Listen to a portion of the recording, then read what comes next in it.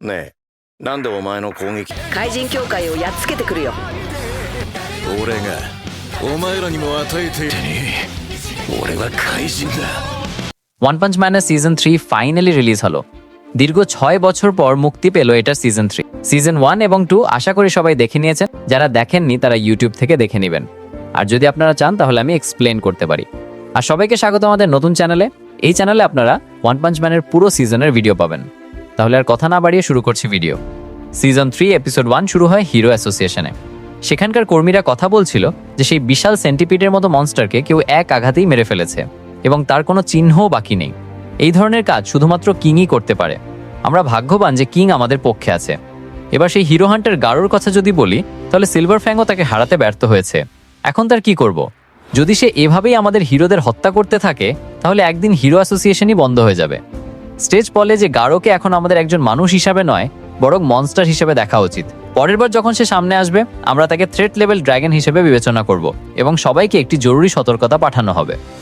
একজন লোক বলে যে কিন্তু সে তো একজন মানুষই, একজন সাধারণ মানুষ আমাদের এস র্যাঙ্কের হিরোদের কিভাবে হারাতে পারে?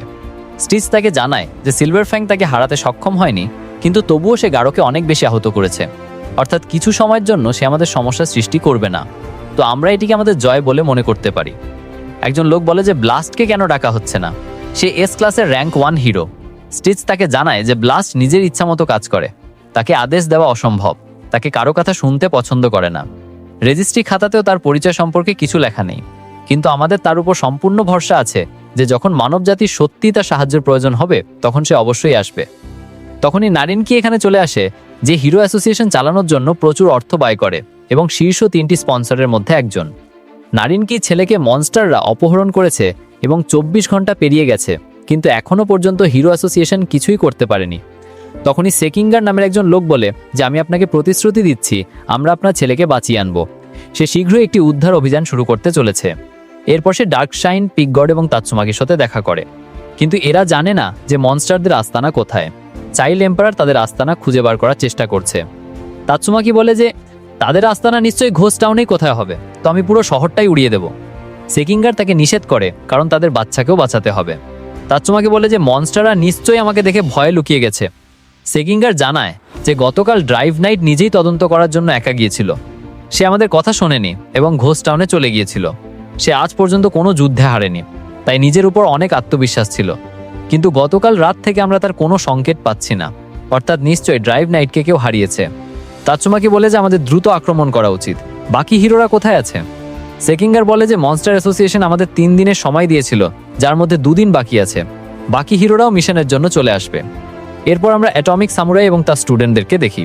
সেও গতকাল থেকে তদন্তে লেগে আছে, কিন্তু সেও মনস্টার অ্যাসোসিয়েশনের সদর দপ্তর খুঁজে পায়নি। যতক্ষণ তাদের আস্তানা জানা না যায়, ততক্ষণ একটু বিশ্রাম নেওয়া উচিত। তখনই এমআই মাস্কো এখানে চলে আসে, যে এ ক্লাসের র্যাঙ্ক 1 হিরো। সে বলে যে আমি শুনেছিলাম এই টিমে শক্তিশালী হিরোরা থাকবে, তাহলে এই বাচ্চারা এখানে কি করছে? এটা কোনো পিকনিক নয় যে অ্যাটমিক সামুরাই তার স্টুডেন্টদেরকেও এখানে নিয়ে আসছে। এরা সাথে সাথে মনস্টারদের হাতে মারা যাবে, তাতে কোনো সমস্যা নেই। কিন্তু যদি এরাও অপহৃত হয় বা এদের সামনে মনস্টাররা হামলা করে, তাহলে অকারণে আমাদের সময় নষ্ট হবে। তাই বলে দাও যে এমন কিছু হলে যেন নিজেরাই নিজেদের খেলা শেষ করে ফেলে। অ্যাটমিক সামুরাই জিজ্ঞেস করে যে তুমিও কি এই মিশনের অংশ? তো এমআই মাস্ক বলে যে হ্যাঁ, অবশ্যই। সেই মনস্টারদের কারণে আমার কনসার্ট নষ্ট হয়েছে। সামুরাই বলে যে আমার ছাত্ররা বেশ শক্তিশালী, আমি তাদের বলে দেবো যে তারা তোমাকেও সুরক্ষা দেবে। এমআই মাস্ক বলে যে আমাকে কম বোঝার ভুল করো না, আমি এ ক্লাসে নিজের ইচ্ছায় আছি এবং যখন চাইবো এস ক্লাসে চলে আসতে পারি। সহজ কথায় বলতে গেলে আমি তোমার থেকেও বেশি শক্তিশালী, অ্যাটমিক সামুরাই। এইসব শুনে সামুরাই খুব রেগে যায়, কিন্তু সে কোনো মতে নিজেকে শান্ত রাখে।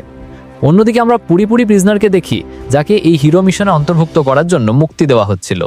পুলিশ অফিসার বলে যে একটা বিড়ালের মতো মনস্টার ছিল, যে আমাদের জেলের কিছু কয়েদিকে মনস্টারে পরিণত করেছিল এবং তাদের সাথে নিয়ে গিয়েছিল। যে অফিসাররা তাদের থামানোর চেষ্টা করেছিল, তারা নিজেদের জীবন হারিয়েছে। তুমি একজন হিরো, তাই না? তাহলে আমাদের জন্য প্রতিশোধ অবশ্যই নেবে। পুরিপুরি প্রিজনার বলে যে আমি তাদের সাথে হিসাব অবশ্যই করব, আর এই কথা বলে সেখান থেকে যেতে থাকে। তখন একজন কয়েদি এসে বলে যে সে পুরিপুরি প্রিজনারের জন্য একটা সোয়েটার বানিয়েছে, যেটা পেয়ে পুরিপুরি প্রিজনার খুব খুশি হয়। এইদিকে হিরো অ্যাসোসিয়েশনে চাইল্ড এম্পায়ার বাকি কর্মীদের বাইরে যেতে বলে, আর তারপর সে চুপির সাথে মেটেল নাইটকে ফোন করে। মেটেল নাইট এস ক্লাসের র্যাঙ্ক 4 হিরো। সে মেটেল নাইটকে বলে যে তুমি মনস্টার হেডকোয়ার্টারের সম্পর্কে নিশ্চয়ই জানতে পেরেছো, তাহলে আমাদের বলছো না কেন? আমাদের কাছে বেশি সময় নেই আর তারা সেই বাচ্চাকে মেরে ফেলবে। মেটাল নাইট বলে যে তোমাকে না বললে শুধু সেই বাচ্চা মারা যাবে, কিন্তু যদি তোমাকে বলে দিই তাহলে তোমরা সবাই মারা যাবে। চাইল্ড এম্পায়ার বলে যে তাহলে তুমিও এই মিশনে যোগ দিচ্ছ না কেন? তুমি কিসের এত ভয় পাচ্ছ? তোমার মেশিন বডির কি হয়েছে? যদি সেটি ধ্বংস হয়ে গিয়ে থাকে তাহলে এই কাজ কোন মনস্টার করেছে? যার উত্তরে মেটাল নাইট বলে যে মনস্টার কিং ওরোচি। সে শুধুমাত্র একটি আঘাত করেছিল এবং পুরো আর্মার ধ্বংস করে দিয়েছিল। তাদের বিপদ শুধু মনস্টারদের থেকে নয়, অনেক কালো শক্তি আছে যারা পৃথিবীর দখল নেওয়ার চেষ্টা করছে। যখন মানবজাতি একটু দুর্বল হয়ে পড়বে তখন সেরা সবাই একসাথে আক্রমণ করবে এবং সব কিছু কেড়ে নেবে। সে চাইল্ড এম্পায়ারকে বলে যে তোমার আশেপাশে কাউকে বিশ্বাস করো না, তোমার শক্তি বাড়াও এবং সঠিক সময়ের জন্য সেটাকে বাঁচিয়ে রাখো।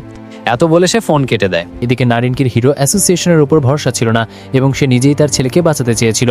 তো সে তার নিজের একটি প্রাইভেট স্কোয়াডকে ঘোস্ট টাউনে যেতে বলে, যাতে তারা মনস্টারদের সাথে লড়াই করে তার ছেলেকে বাঁচিয়ে আনতে পারে। সে এদের সবাইকে যুদ্ধ পোশাক পরিয়েছিল, যা দিয়ে তাদের শক্তিও কোনো হিরোর মতোই হয়ে যাবে এবং এই লোকেরা মনস্টারদেরও মারতে পারবে। যদি এরা তাদের মিশনে সফল হয় তাহলে নারিনকি তাদের মুখের মতো পুরস্কার দেবে এবং তাদের আগামীর প্রজন্ম বিলাসবহুল জীবনযাপন করবে। আর এই লোকেরা বেরিয়ে পড়ে। এরপর আমরা ফুবুকিকে দেখি যে সাইতামার বাড়িতে জরুরি মিটিংয়ের জন্য যায়। সে দেখে যে সাইতামা এবং কিং তো গেম খেলতে ব্যস্ত। জেনোস তার স্ক্রু টাইট করছে আর সিলভার ফ্যাং ও বম এখানে বিশ্রাম নিচ্ছিল, যা দেখে সে বিশ্বাসই করতে পারে না যে এখানে কি চলছে। সাইতামা তার দিকে মনোযোগও দেয় না এবং কিং এর সাথে গেম খেলতে থাকে। ফুবুকি চিৎকার করে বলে যে এটা একটা জরুরি অবস্থা, আমাদের মনস্টার অ্যাসোসিয়েশনের সাথে লড়াই করতে যেতে হবে আর তোমরা এখানে বসে গেম খেলছো। জেনোস জানায় যে আমরাও শক্তিশালী শত্রুদের সাথে লড়াই করছিলাম এবং বসেছিলাম না। সিলভার ফ্যাং বলে যে আমিও সাইতামার সাথে লড়াই করেছিলাম, তাই সে আমাকে এখানে বিশ্রাম নিতে দিচ্ছে এবং পিঠে অনেক ব্যথা। বোম বলে যে আমারও হাঁটুর ব্যান্ড বেজে গেছে। ফুবুকি ভামি যে দেখেই মনে হচ্ছে এরা কোনো বিপজ্জনক যুদ্ধ লড়েছে, সবার অবস্থা খারাপ। কিন্তু তাহলে এই টাকলু সাইতামা কিভাবে ঠিক আছে? সে জিজ্ঞেস করে যে সাইতামার কিছু হয়নি তো? সাইতামা বলে যে আমি তো একদম ঠিক আছি।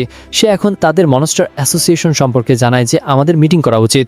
তোমরা কি কোনো খবর পাওনি? জেনুস বলে যে গতকালের লড়াইয়ে তার ট্রান্সমিটার ভেঙে গেছিল। বাকি লোকেরাও একই কথা বলে। ফুবুকি বলে তো এখন আমাদের কি করা উচিত? হিরো এবং মনস্টারদের মধ্যে যুদ্ধ শুরু হতে চলেছে। জেনুস বলে যে আমাকে তো প্রথমে একটু মেরামত করাতে হবে।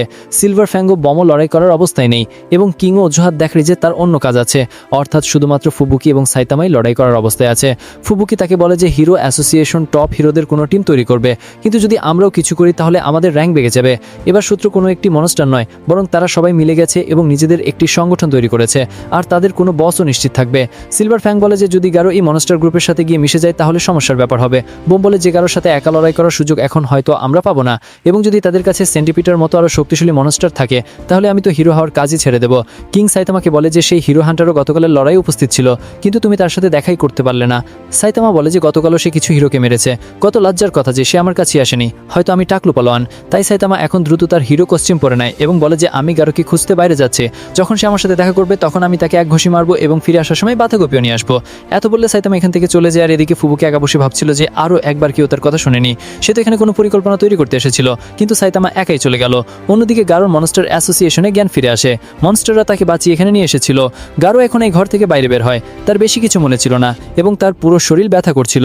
সে একটি বড় হলের দিকে যায় যেখানে আমরা দেখি যে নারিনকির পাঠানো প্রাইভেট স্কোয়াড ধরা পড়েছে। তারা গারুর সামনে নিজেদের প্রাণের ভিক্ষা চাইছিল। এই লোকেদের মেশিন গড G5 ধরেছে যে মনস্টার অ্যাসোসিয়েশনে যোগ দিতে এসেছিল। G5 বলে যে এদের স্যুটগুলো দুর্দান্ত, কিন্তু এগুলো শুধুমাত্র তাদের জন্যই তৈরি করা হয়েছে। এদের ছাড়া আর কেউ এই স্যুটগুলো ব্যবহার করতে পারবে না, অর্থাৎ এদেরকে জীবিত রেখে নিজেদের গুটি হিসাবে ব্যবহার করতে হবে। তখনই ডোয়েস এখানে চলে আসে এবং বলে যে আমি এদেরকে আমার গোলাম বানিয়ে নেব এবং তাদের উপর নিজের চাবুক মারে এবং তাদের বশ করে নেয়। এরপর গারো এদের সামনে আসে এবং জিজ্ঞেস করে যে তোমরা আমার কাছ থেকে কি চাও। গারো বলে যে এখন তাদের কাছে 30টির চেয়েও কম শক্তিশালী মনস্টার অবশিষ্ট আছে। যদিও এই লোকেরা এখনো হিরোদের হারাতে পারে, কিন্তু তাদের একজন নেতা এবং ঐক্যের প্রয়োজন এবং সে চায় যে গারো যেন এই জায়গার লিডার হয়ে যাক। সে গারুর মতোই কোনো অ্যান্টি হিরো আইডিওলজি ওয়ালোকে খুঁজছিল। গারো এখানকার মেম্বার হতে রাজি হয়ে যায়, কিন্তু মনস্টার কিং অরচের একটি শর্ত ছিল। গারুকে প্রমাণ করতে হবে যে সে সত্যি একজন মনস্টার হতে প্রস্তুত এবং তাকে একদিনের মধ্যে কোনো একটি হিরোর মাথায় নিয়ে দিতে হবে। গারো এখন এখান থেকে বাইরে চলে যায় আর গারো তার উপর নজর রাখার জন্য দুটি মনস্টার ইনসেক্ট গড এবং কিং দ্য রিপারকে তার পিছনে লাগিয়ে দেয়।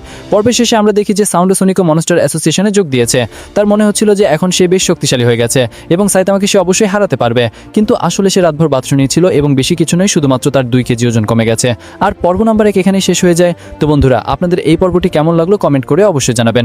লোকেদের ভয় ছিল যে সিজন 3 অ্যানিমেশন কেমন হবে, আর এই পর্বটি দেখে আমি বলতে পারি যে বেশি আশা করবেন না এবং সিজন 2 এর মতোই মোটামুটি অ্যানিমেশনে আমরা আমরা পেতে চলেছে। বাকি পরের পর্বে লড়াই হতে চলেছে, তো তাতে আমরা আরও ভালো ধারণা পেয়ে যাব। যাই হোক, আমি তো এই কথাতেই খুশি যে ওয়ান পাঞ্চ ম্যানের সিজন 3 তো এলো। ভিডিওটি ভালো লাগলে এটিকে লাইক ও শেয়ার করুন, এবং যদি আপনি আমাদের চ্যানেল নতুন হন তাহলে চ্যানেলটি সাবস্ক্রাইব করে বেল আইকন অবশ্যই টিপুন। আমি খুব শীঘ্রই পরের ভিডিওর সাথে আপনার সাথে দেখা করব। ধন্যবাদ।